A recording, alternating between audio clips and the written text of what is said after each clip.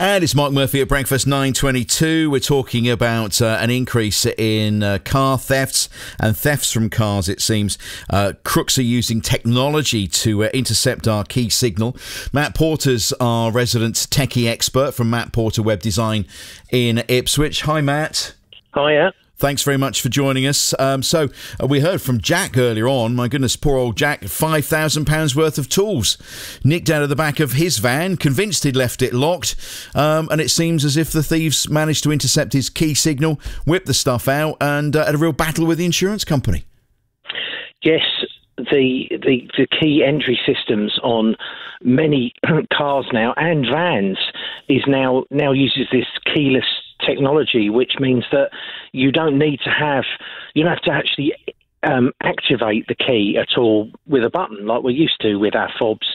It's just having it in your pocket within range of the car. The car communicates with the key. They have this conversation to decide whether or not it's secure, and the car then opens, and you can then drive the car by pressing a button instead of sticking the key in the ignition. So although very useful, it's also open to security breaches, really, and the technology is already there to intercept those signals. So what can we do? Well, there are several things we can do. We can firstly speak to our car manufacturers or our car dealers and ask them, are there any software updates for our cars? Because amazingly now cars have software updates to increase the security of the keyless entry. Can the fob be switched off? So can you switch it off overnight? Is it necessary to have that available the whole time? Is there a way of deactivating that fob overnight so that when these thieves do arrive with their scanners, they're not going to pick up your key fob?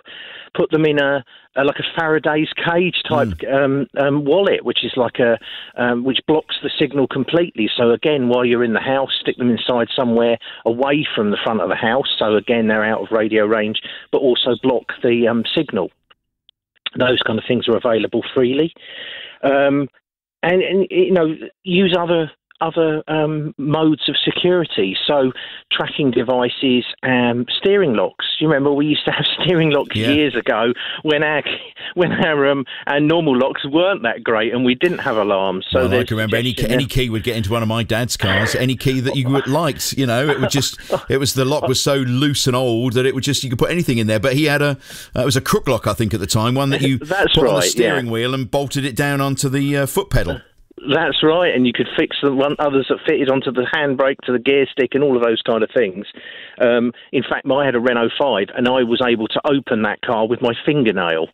I did it in front of a policeman, which was even better.